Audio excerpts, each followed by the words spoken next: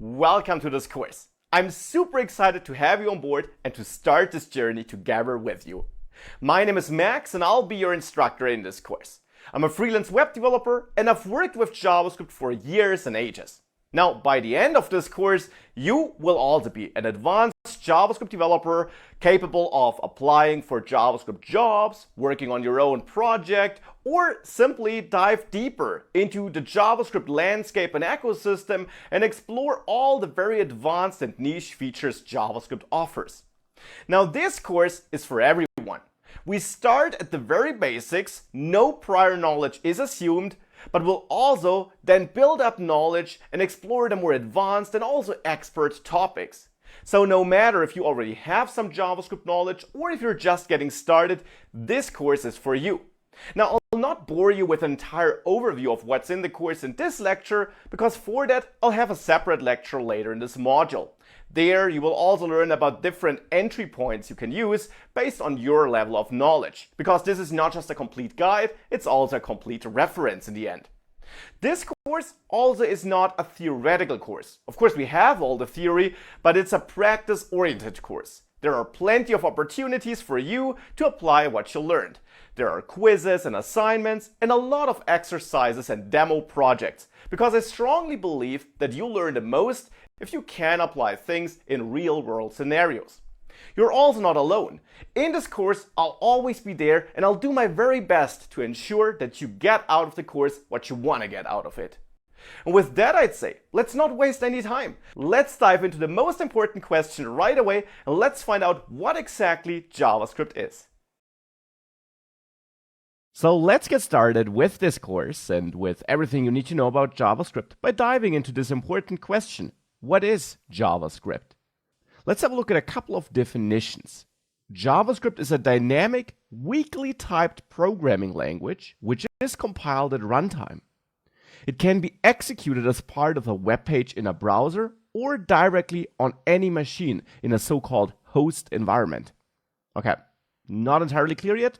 Let's have a look at an additional definition. JavaScript was created to make web pages more dynamic. That's kind of the idea why JavaScript was invented in the past, you could say. More about the history of JavaScript in a second, by the way. So it was invented to change the content on a page directly from inside the browser.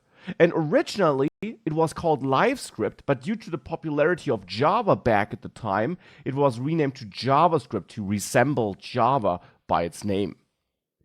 JavaScript, however, is totally independent from Java. That's important to understand and has nothing in common. It really was just named JavaScript because, well, Java was popular and, people who invented JavaScript wanted JavaScript to be a thing, I guess. But I'm not sure.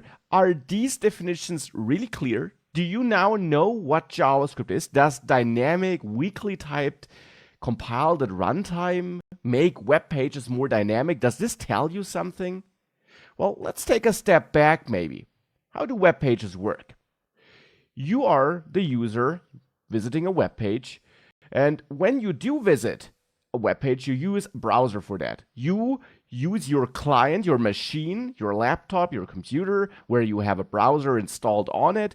You enter a URL or click on a search result on Google, and the web page gets loaded. To be precise, when you initially visit a web page, a request is sent to the server, so to a computer in the internet where that web page, where the HTML file is hosted, and that server then loads that web page and sends it back to your browser in a so-called response.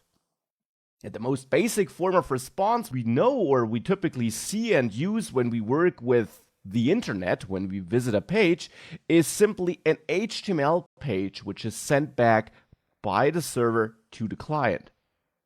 Now let's say on that loaded web page, let's say it's an online shop, doesn't really matter, the user clicks a button to submit a form. For example, to order some products. Now this will then trigger a new request which is sent by the browser to the server to send this form submission to the server, and the server will handle that incoming request, maybe store some order data in a database, and once it's done, it will reply back with a new response, with a new web page, a new HTML document which is sent back to the client, maybe the order confirmation page. So this is how we interact with the web. This is how web pages traditionally work. Now, JavaScript helps us make this more reactive. It helps us make a web page more reactive and skip that second request response flow in some circumstances to instead change the already loaded page and do something there. Now let's simply see an example which should make this clearer.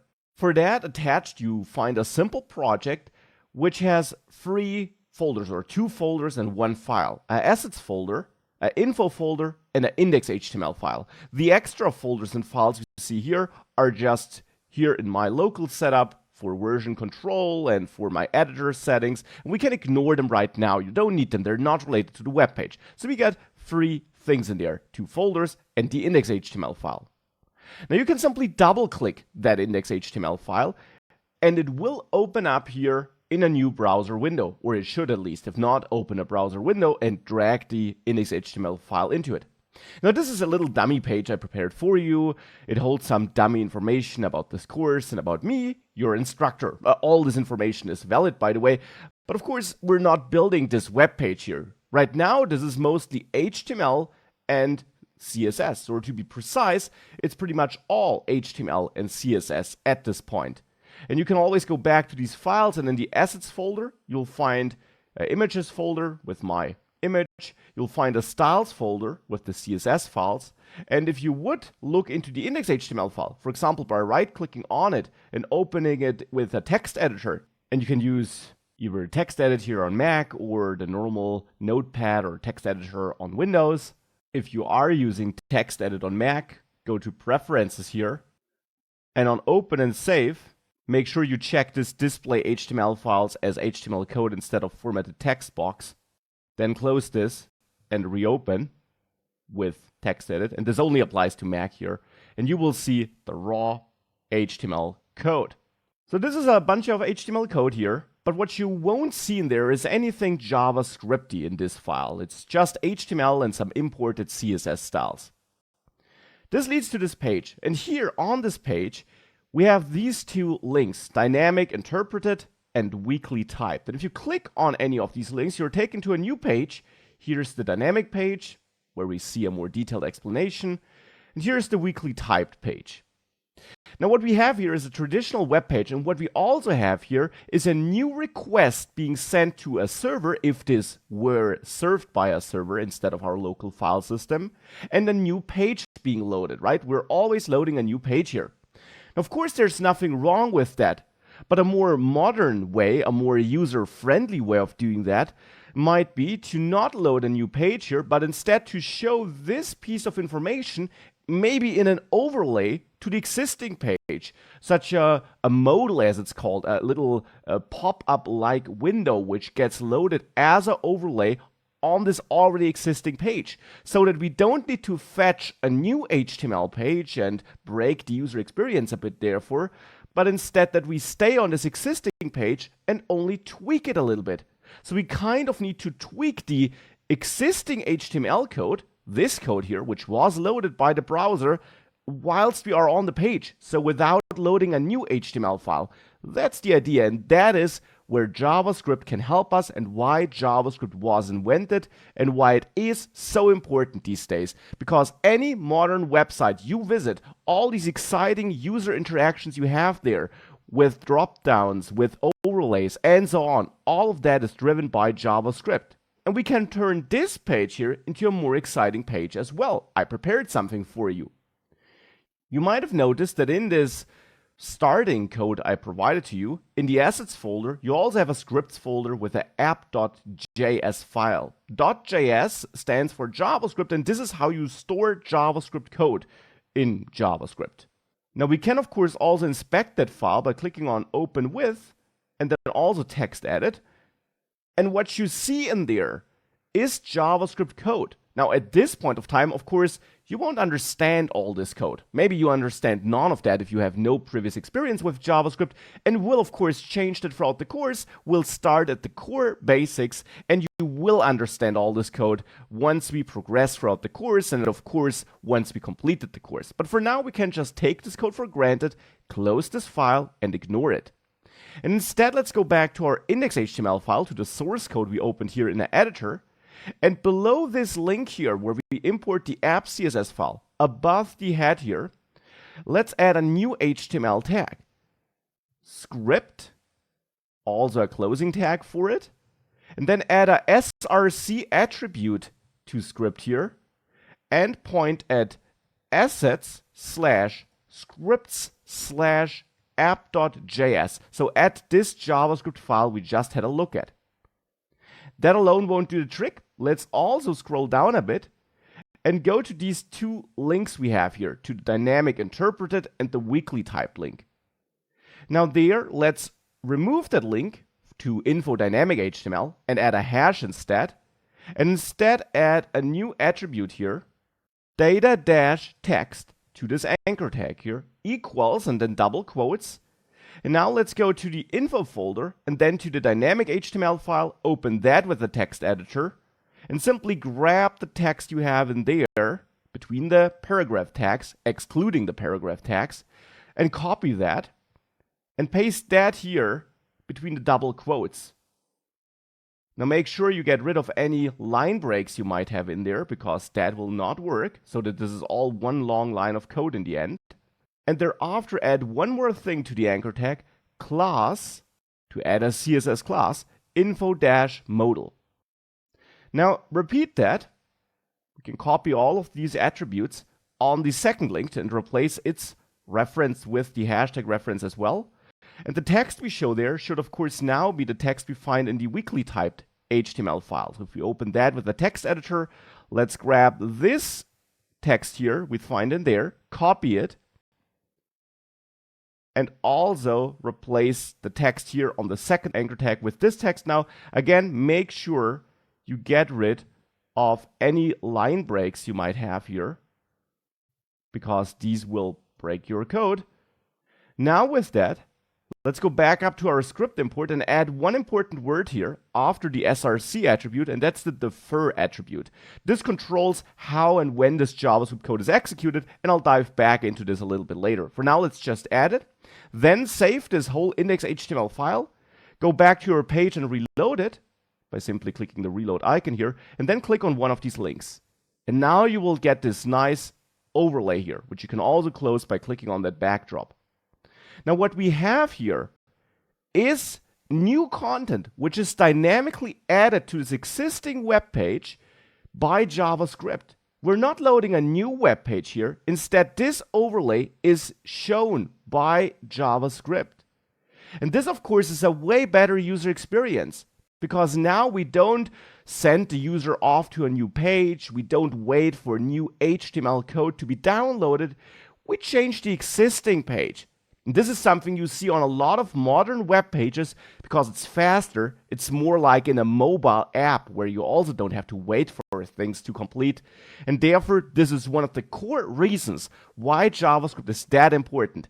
It allows us to make web pages more dynamic.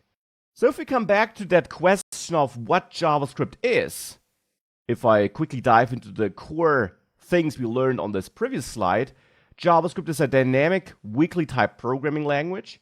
It's an interpreted language, which means it's compiled on the fly. It's compiled before it runs and not compiled during development as some other programming languages are. It's a hosted language that runs in different environments, though thus far in the last example we just saw it run in the browser, but I'll come back to other environments in this course as well. And the most prominent use case is the case we just saw. We run code in a browser on a web page to make that more dynamic. So now we understand why we use JavaScript and what it allows us to do. But what do these terms, dynamic, weakly typed, and interpreted, as well as hosted language, mean in detail? Let's have a look at this interpreted, on-the-fly compiled thing. How is the JavaScript code in our browser executed? And not just in our browser, but typically in any environment where you run JavaScript. Let's say you write your JavaScript code and you want it to have some effect on the web page if we talk about the browser as the environment where we run our script. Then you have one important thing built into any environment where you want to run JavaScript code, and that's a JavaScript engine. It's built into the browser, as I said. There in Chrome, for example, in the Chrome browser, it's V8, that's the name of the engine. In Firefox, the name would be SpiderMonkey. And of course, other browsers also either reuse these engines or have their own engines. Now, the job of the engine is to parse code, so parse, read, and understand your JavaScript code. Then, on the fly, compile it to machine code, because machine code executes faster. So it reads your code, but it does not necessarily execute it like that, but instead it now takes that code and compiles it to code, which is faster to execute by the machine, and then it executes that machine code. This all happens in the browser with the help of the JavaScript engine. And then when that code is executed, we have that effect on our web page. Now, important modern engines have a lot of optimizations there. They might start executing your uncompiled code and then compile the code whilst they're also already executing it to get started executing faster and then switch to the compiled code dynamically and so on. So we have a lot of optimizations going on here, and we will dig a bit deeper into what the JavaScript engine is exactly in a separate module in the course. For now, this is all we need to know. The browser has a built-in tool that takes our code, compiles it, optimizes it, and executes it. And also a bit more technical side note, all of that happens on a single thread. Now, this is very technical, but you might know that in a computer, you have certain tasks that are executed. For example, the browser you opened is a task, or actually it might consist of multiple different tasks that are executed together. The JavaScript code is also yet another task which your operating system in the end has to take care of. And this runs on a single thread. Of course, we have multi-threading on modern machines so that they can do multiple tasks at the same time, but the JavaScript code execution runs on one single thread there. So the JavaScript code execution always happens in one single thread on your operating system. Right now, this doesn't really matter. It will become more important later in the course, though, when I will come back to this concept of single threading and which implications this has for JavaScript. But with that, we know what interpreted means, what compilation means, and how the JavaScript code is executed. What does dynamic and weakly type mean then? JavaScript is a dynamic interpreted programming language, but it's also a weakly typed programming language. Now, what does this mean? For one, the dynamic interpreted part, as you learned, means that it's not pre-compiled. Other languages, like C++, are compiled during or after development, so before you share them with the end users. JavaScript is on-the-fly compiled. And that means that the code is evaluated and executed at runtime. It also means that the code can change at runtime. Now, of course, not the code you wrote, it won't magically change. Of course, the code you wrote gets executed. But in that code, you can do some things which you're not allowed to do in other programming languages. For example, if you're working with a variable, something we will only learn in the second module, for now you can just keep in mind that a variable is a data container. You might store, let's say, some text in there. Text you need in your script to, for example, output it to the user. In JavaScript, you are allowed to dynamically switch the type of data there. In a variable, you might start by storing some text, and suddenly at a later point of time, you store a number in there instead, in the same variable. Now again, we haven't really learned about variables yet. We will, of course, do that. But the one thing you can simply keep in mind is that the dynamic thing in JavaScript means that it is parsed and interpreted and compiled at runtime, and that therefore it is able to do certain things. For example, switching the data of a variable other programming languages are not allowed to do. Now, it's not necessarily good to switch the type of data dynamically or unexpectedly, but you can do that. The main takeaway, however, is the on-the-fly compilation and interpretation. Now, what about the weakly typed part here? This means that when we work with data in JavaScript, for example, text data or numbers, you don't have to tell JavaScript that you're going to work with a text now or you're going to work with a number now. Instead, data types are assumed, are inferred automatically, so to say. That's also related to this dynamic nature where data types can also change from one line to another. Now, this might sound strange, but in other programming languages, you have to define the type of data a variable will hold in advance. In JavaScript, that's not the case. You don't have to tell JavaScript that this variable, this data container, will hold a number. Instead, you store a data in there, and if that happens to be a number, so it is.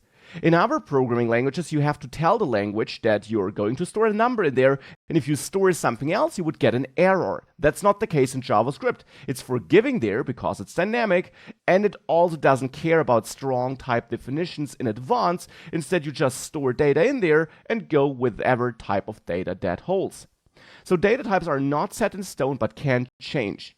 Now, this is arguably a bit more advanced. I just want you to be aware of these terms, dynamic and weakly typed right now, and they will make more and more sense as we progress throughout this course and work with data and variables. For now, just be aware of these terms. Now, the last thing we saw on the previous definition slide is that JavaScript runs on a host environment. So that means a JavaScript engine can be part or can be executed in different environments. The most well-known environment is the browser. Modern browsers have JavaScript engines built in, and they're therefore capable of executing JavaScript code. But you also can run JavaScript in other environments, for example, on the server side. So right on a computer without having a browser in between. So not inside of a browser, but simply execute code like this on your machine. Now, JavaScript was invented to run in the browser to make websites more dynamic, to be able to change things on a website without loading a new page, you could say. Because JavaScript is able to closely work together with the loaded HTML code, with CSS. You can also use JavaScript to send background HTTP requests, so to send some behind-the-scenes requests and fetch data without reloading the page, and much, much more. And we'll do all of that throughout the course. Now, there also are certain things JavaScript can't do when it runs in the browser environment, though. For example, it can't access your local file system for security reasons, because otherwise every web page you visit would be able to read your file system, maybe delete files on your computer, and so on, which would be horrible, of course. And in general, it is running in a sandbox, you can say. It's not able to interact with your operating system and so on. The browser gives you certain things you can do in this environment and doesn't allow other things. Now, as I said, the browser is only one environment, though. The one for which JavaScript was invented, but not the only one we're restricted to right now. Instead, the JavaScript engine Google developed, V8 is the name of the engine, was extracted by some people to run JavaScript anywhere. Because the idea was, well, if we have the engine in the browser, why don't we take it out of the browser and then make it available as a standalone tool which you can use to execute JavaScript anywhere else directly on your machine. And this tool is in the end called Node.js. Now, in this course, I'll have a separate module about Node.js where I show you how that works and how it uses the same JavaScript syntax you learned throughout the course, but which new features it brings to the table. For the majority of the course, however, we'll focus on the browser side because this is the side where you absolutely need JavaScript, and it's also the side where you're able to see more because you have a web page where things change and so on. Now back to Node.js though for a second. Node.js can be executed on any machine, and therefore it's also often used to build web backends, to build web servers. Server-side JavaScript is also something you often hear as a description for that. Now, you might know about server-side languages like PHP, or also Java and other languages as well. Well, JavaScript with Node.js can also be used to run it on the back end of a web page, so on the server and not on the client in the browser of your users. Now, Node.js also has certain things it can do and can't do. Since it runs directly on a machine, in Node.js you're able to access the local file system, so you are able to write files and so on, because unlike browser-side JavaScript, Node.js code has to be executed actively by you. It's not like you visit a web page and then this starts happening. Instead, it can only access the file system on the machine where it executes, which, for example, is the server where it runs, not your machine. And it's also able to interact with the operating system and so on. However, on the other hand, since it doesn't have direct access to the loaded web page, it can't manipulate HTML or CSS like browser-side JavaScript is able to do. So we basically have inverse access capabilities here. And these are the different environments where JavaScript is able to run. Now, in this course, we'll focus on the browser side because the JavaScript syntax you learn will be the same no matter in which environment you run JavaScript code. But in the browser, we simply have more visual feedback and can see what happens. Nonetheless, as I said, we have this separate Node.js module later in the course where I'll also dive into the different things we can do in Node.js and how that works. So we saw some JavaScript in action.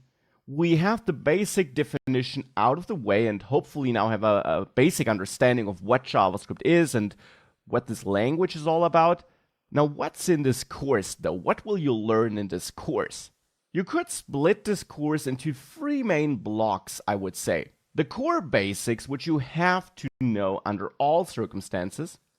Then the next block where we build up on these basics and build a really strong foundation. You could therefore still call that basics, but these would be the advanced basics. And then we have advanced concepts, which allow you to get to the next level of JavaScript development and become a really good JavaScript developer. Now, in the core basics block, we get started. This is this module. We learn the core basics about JavaScript and its history and so on. But once we're finished with this module, we'll dive into all the core syntax, the language basics, into variables, functions, what all of that is. All these core things that make up the JavaScript language, which you have to know no matter in which environment you want to execute JavaScript. We'll dive into efficient development and debugging, how to configure your environment correctly, how to fix errors and how to find them. We'll dive into control structures, if statements, loops, so that you can execute code multiple times based on some conditions. We'll look behind the scenes of JavaScript. We'll see what the JavaScript engine does in detail. We'll have a closer look at functions, a very important concept as it will turn out. We'll have a look at DOM basics. DOM stands for Document Object Model, and this will all be about manipulating the web page we're running on, adding content, removing content, and so on. We'll have a look at arrays and iterables, so at lists of data and how we can work with those. We'll have a look at objects, which are super important data structures in JavaScript. And once we're done with that, you will have a solid basic understanding of the JavaScript core syntax and the core features. Now thereafter we'll build a stronger foundation, and if you already know all the core-based syntax, this of course might be a great entry point.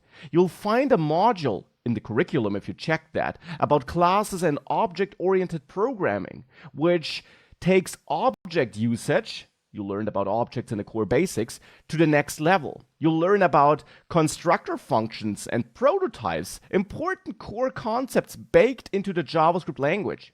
We'll dive deeper into the DOM and how to work with the browser and tap into certain browser features. We'll dive deeper into events, how we can react to mouse clicks, and so on.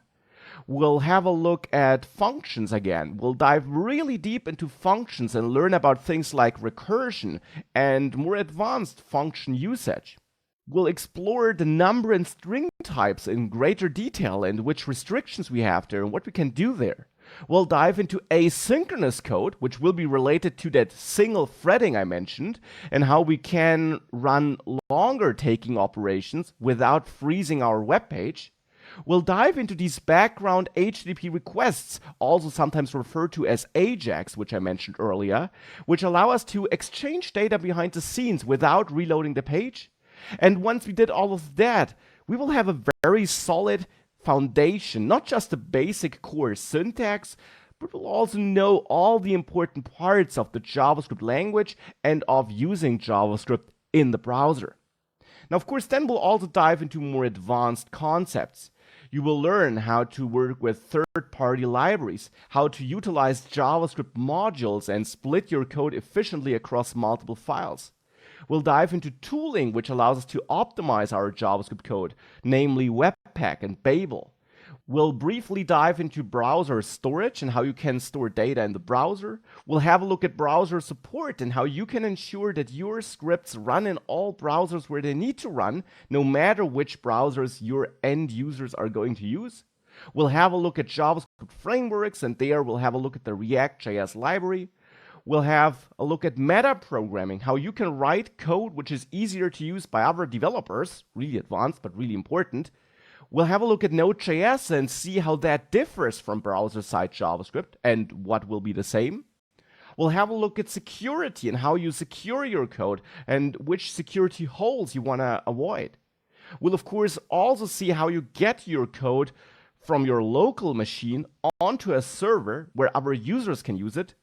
We'll have a look at performance optimizations and fixing memory leaks to ship the best possible code, and much, much more. This course is a big course. It has a lot of hours of content because it's simply packed with content. You can simply go from lecture 1 to the last lecture, or of course also dive into the modules which are most interesting to you. I did my best to build the course in a way that allows you to also use it as a reference, so that you don't always have to restart at the beginning if you are coming back to it after a year or so, but that you can dive into the sections which are most interesting to you. Though if you are new or relatively new to JavaScript, my strong recommendation is that you start with lecture 1 and section 1 and you go through the course step by step, maybe just speeding up playback if I'm going through some concepts you already know. So this is what's in the course and how you can take it.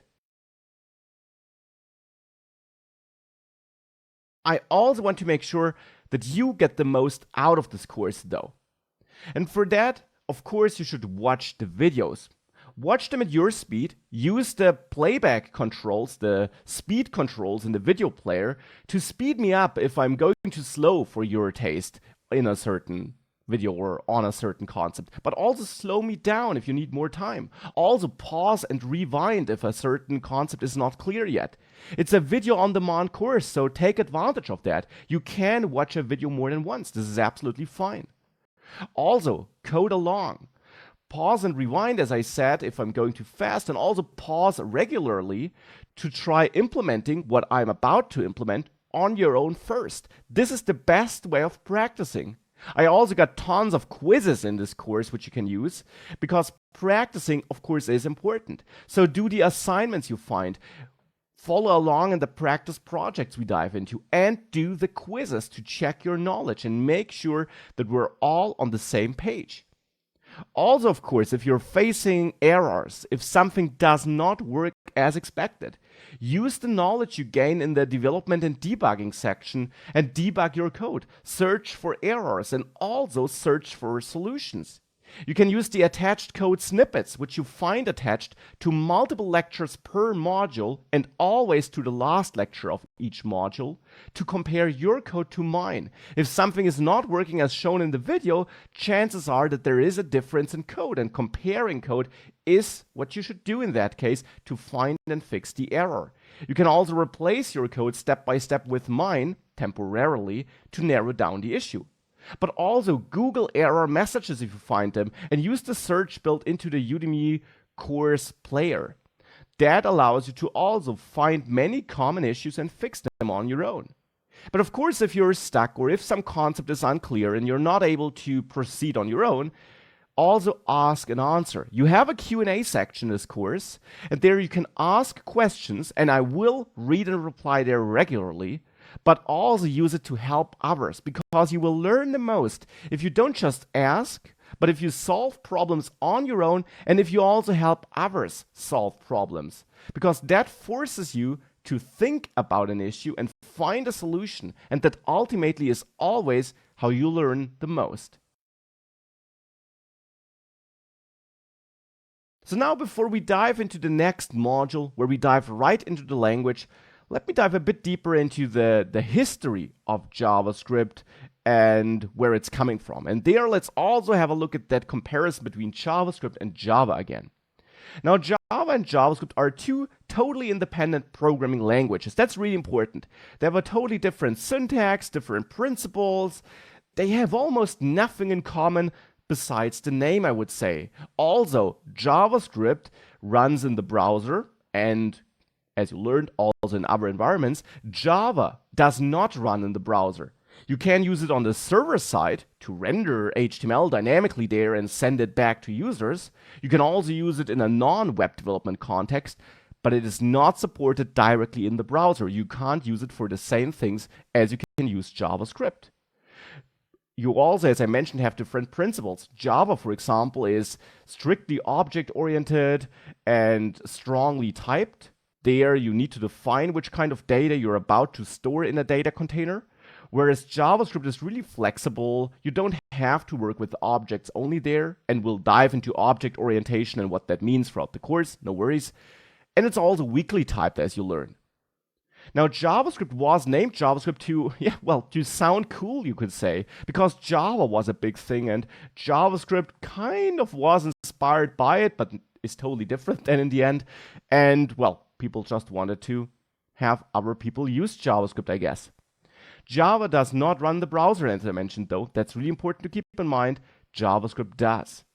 And speaking about that differentiation between client-side and server-side JavaScript, client-side means in the browser, server-side, with the help of Node.js, means on a machine that is connected to the internet, which might be serving web pages, but which doesn't run code directly on the machines of the end users. And the client-side part is really the origin of JavaScript.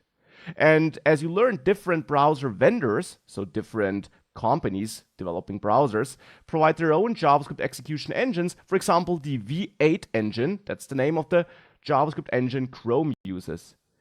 And the important thing there is that in the browser, you are able to interact with the web page from inside JavaScript. You can manipulate the loaded web page. You can also use certain browser features, so-called APIs, for example, to get the user location. On the server side, the idea was to, well, extract the engine out of the browser and allow you to run it outside of the browser so that you can reuse your JavaScript knowledge, but now use JavaScript for different tasks. And you can now run JavaScript anywhere with Node.js, for example, on a server side.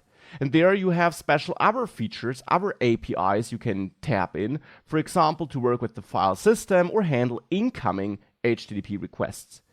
Now, the syntax, concepts, and core features are exactly the same though. Therefore, what you learn in this course, where we primarily focus on the browser side, since it's simply also easier and more visual to use, are the same. What you learn in the browser applies to Node.js and other environments as well, as you will also see in the Node.js section. So that's why we start with the browser side. It's JavaScript's origin. There are no alternatives to JavaScript in the browser, so you might not be interested in using JavaScript on a server. If you are interested in front-end, in browser-side web development though, you have to learn JavaScript because that is the only programming language you can use there in the end. You can then transfer your knowledge because Node.js uses the same syntax, so you easily learn Node.js after learning JavaScript in general or in the browser. And it's more fun to learn JavaScript if you see something on the page. So now that we know what JavaScript is and where it runs, let's have a very brief overview of the JavaScript history so that you know how it evolved over time. In 1995, Netscape introduces LiveScript, which thereafter was renamed to JavaScript. Now, in 1996, Microsoft also released its own version of JavaScript in Internet Explorer. So same idea, generally same syntax, but also differences. So we already had an issue there. Back then, JavaScript also wasn't able to do a lot of things. It was mainly used for spammy things, for annoying overlays and pop-ups. But another problem was that you had to write very different scripts for different browsers. In late 1996, people saw that this fragmentation could be a problem, and therefore JavaScript, the language, was submitted to the ECMA committee to start standardization. This simply is an organization which was then responsible for standardizing JavaScript so that you have one standard which then could be implemented by multiple browsers. So then we had ongoing standardization efforts until 2005 roughly, and Microsoft didn't really join the party. Well, we know how Microsoft was in the late 90s, early 2000s. Ultimately, they supported the standardized JavaScript version. Still, there were differences, but we had a more common way of using JavaScript. Now, the efforts of standardization continued, and we had huge progress until 2011, I'd say. And Microsoft eventually joined forces and became part of the standardization process and of contributing to building that standard and adding new features. Because that's important. My timeline ends here. The development of JavaScript absolutely does not. I would say, especially since 2010-11, it really picked up. And it is under active development. It's evolving, new features are getting added, it's getting a better and better programming language.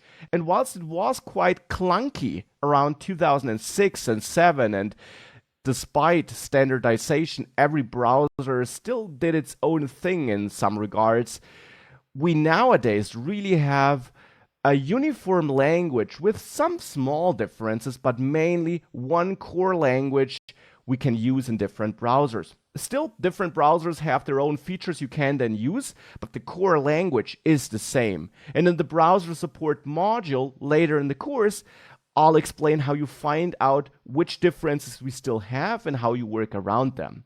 But in the end, we now have a standardized language which is really great to use. We have that thanks to this ECMA international organization. Now, this organization in the end manages a language called ECMAScript. But ECMAScript and JavaScript actually have a strong relation. ECMAScript is the actual language which is evolved by the ECMA international organization. But ECMAScript is then implemented as JavaScript by browser vendors, so by the companies working on the browsers. So it is the most famous ECMAScript implementation. JavaScript is that most famous ECMAScript implementation. Others would be ActionScript or JScript, and you don't really need to know those. So JavaScript in the end is ECMAScript, we could say, and we have that organization that evolves ECMAScript, and with every new standard version, you could say, which is in the end then created and finalized, browser vendors take that and implement it into browsers. So ECMAScript itself isn't directly used, but browser vendors implement it into their JavaScript engines. Each browser comes with its own JavaScript engine though, and therefore it's each browser and the engine used by the browser which defines which exact features are supported. And actually browsers also sometimes implement certain features at an earlier point of time than they're really finalized in ECMAScript. So whilst discussions might still be going on over final implementation details, browser vendors could already go ahead and implement a certain feature in their engine already, so that you can already use next generation JavaScript code earlier in one browser than in the other. And that's also something I'll come back to in the browser support module, where you will learn how to use next-gen JavaScript when writing your code and still ensuring that it runs in all browsers. So ECMAScript is under active development, and browser vendors are contributing there as well, are shaping how JavaScript looks like and which new features we want there.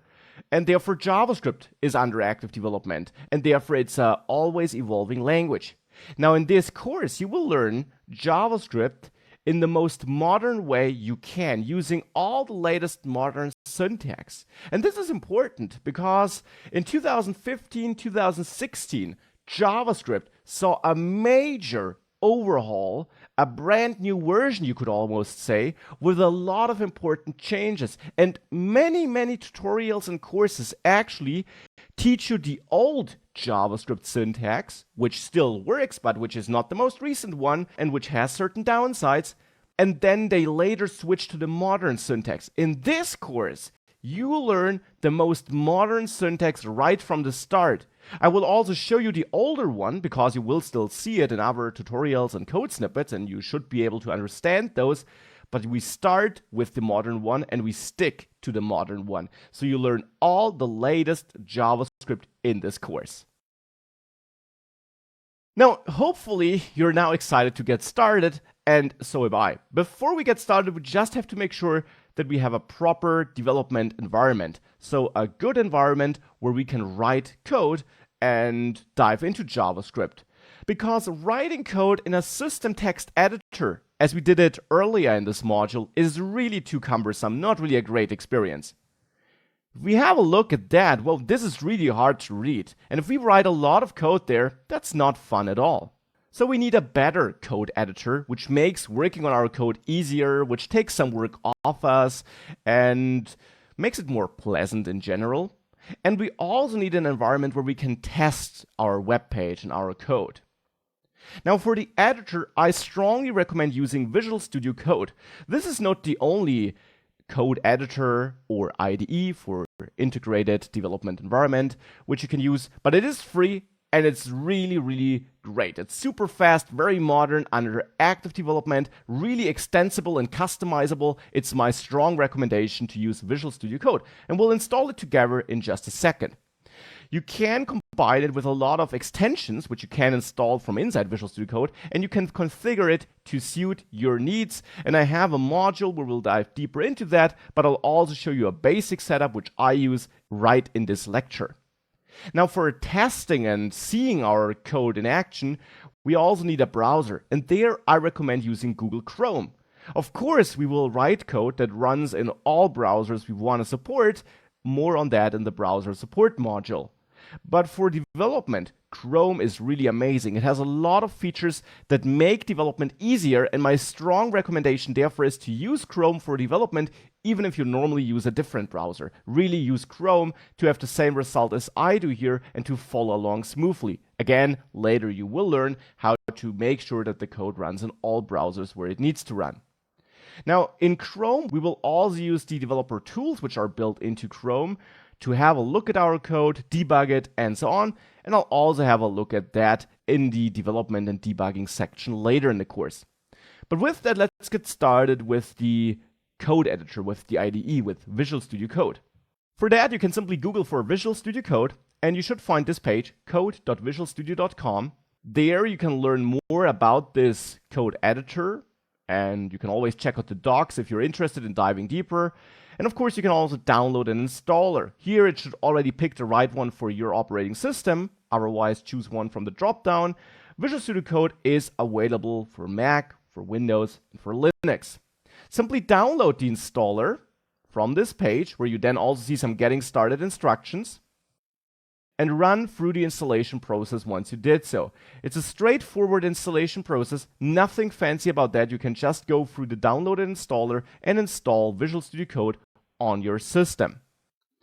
Once you did that, you can open the editor and it should look something like this. Now, if it doesn't have this dark mode look here, you can change the theme by going to your options here, Preferences, and then Color Theme, or using the shortcuts you see there. Under Windows, you will find the preferences under File. When you choose Color Theme, you can pick a theme and you see a bunch of themes available. You can simply cycle through these themes with the arrow keys and check out which theme you want to use. Now, I like this Dark Plus theme, but of course you can go with the theme you like.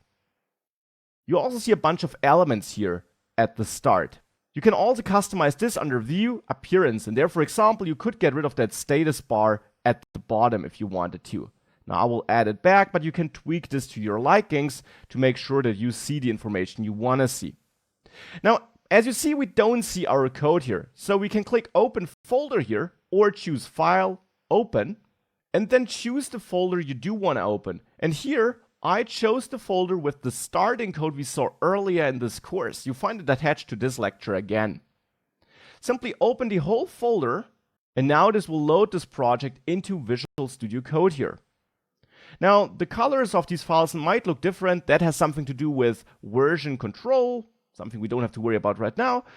But you should see these files and folders here. Again, you won't see the gitignore and VS Code file here. These are folders and files only I have here for my configuration. You should see the assets, info, and index.html folders and file though. Now what might also be different for you, however, is the icons you see here. Now that's coming from a so-called extension I added. Extensions are plugins you can add into your editor to change it and tweak it to your likings. You can add plugins and extensions by going here to this extensions part. You can also get there by clicking on View, Extensions, and that's actually how I will navigate, and I will remove that activity bar here on the left and just navigate around with View, and then here these shortcuts or these options, and now we're on the extensions part. Now I already got a bunch of extensions installed. Most of them are not required here for this development, but there are some which I do recommend using. And one is the Material Icon extension. You can just search for Material Icon and you should find the Material Icon theme package. Now this is totally optional, but you can install it. You will have an install button here to get the same file icons as I do. So you can install it and then load the extension with the buttons you see here to add the same icons. Another extension I recommend using is Prettier. You can search for Prettier, written like this, and install and enable this extension. This is an extension which helps us with code formatting. Now, code formatting allows us to write clean and well-readable code. Because as you will see, a lot of code is valid from a technical perspective, but can be hard to read. I'll show you an example in a second. With that, we have all the core extensions I would recommend here. You don't need the other extensions I have here. They're not even related to JavaScript development necessarily. And therefore, we should be good here. You can now go back to the Explorer view here to see your files again. And now let me show you how you should basically configure your project and what this code formatting is all about. For that, let's open the assets folder, scripts, and their app.js. And there you see the script I'm giving to you. Now, you already see here why we're using a code editor. This, and all's in the HTML file, is much more readable than this here, right? It's much more readable. Keywords are highlighted. We also get information if we hover over something. We get useful auto-completion if we type, and so on. And you'll see all of that throughout this course as we write code. You don't need to understand this code here, of course. We will learn all about that throughout this course. But I want to show you this auto-formatting. Let's say here in line 6, I don't have this white space at the beginning, or I even have code like that. Technically, this is valid code. I can already tell you that. JavaScript is able to understand and execute this code. But to us humans, it's a bit harder to read. And that's where we can use so-called auto-formatting. If you go to Code, Preferences, Keyboard Shortcuts, and there you search for Format Document, you will find this shortcut with a certain shortcut attached to it. If you don't have one here, you can right-click on this and change the key binding to assign a shortcut. And this is a shortcut you can then press to auto-format your code. You saw that? The code magically changed to a more readable version. This is something where Prettier helps us. Now, in general, of course, you can tweak your keyboard shortcuts here, not just the format document, but any shortcut you might be using here in these settings. And you got a lot of shortcuts you can use. Of course, you can use the official documentation to learn all about Visual Code already if you want to. I will also share some useful hints with you in the development and debugging section later in the course. One thing which I would recommend that you do is that you also dive into Preferences settings right now, though. And there you can switch between user and workspace settings. Basically, user settings are settings that apply to all projects you manage with Visual Studio Code. Workspace settings only apply to this project. For example, here I got a workspace setting, and that's where this .vs code folder is coming from, where I set the zoom level to 6 so that this is more readable to you. That's all I have in there. Now, under Preferences settings, you can tweak your user or your project-specific settings.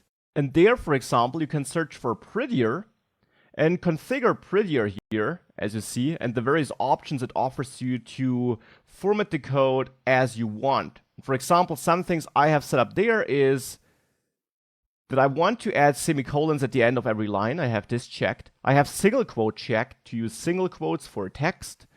And I have a tab width of 2. Now, this is not something you have to do. These are just my settings in case you want to have the same code output as I have it here. And with that, we have a basic editor setup, which we can use to write our code throughout this course. Now let's come back to the browser. As I said, I recommend that you use Chrome there, and you might want to use incognito mode to avoid any distractions by any Chrome extensions you might have installed, which might interfere with your web page and maybe do something which is not caused by your code but by some extension. Also important in Chrome are the developer tools. You can get there by using View, Developer Tools, or the shortcut which is shown there. And these are the developer tools we'll also spend a lot of time in. I'll zoom in a bit here to make it a bit bigger. And there, for example, we have this console where we can output some development log messages, something we'll do throughout the course. We have the Elements tab where we can see the rendered HTML content, and so on. Now, one important setting I want you to make here in the developer tools to also have the same output and behavior here as I have it. In the console area, if you click on the gear icon here, make sure preserve log is not checked. This simply makes sure that whenever you reload the page, this log will be emptied and we see a new log output for the currently running page. Now that's all. Now we'll have a closer look at the developer tools in a separate module. I just already want you to be aware of them, and I want you to make sure that you use Chrome and have a properly set up editor. And with that, we're all set. We can now dive into JavaScript, its basics, and get started learning this amazing language.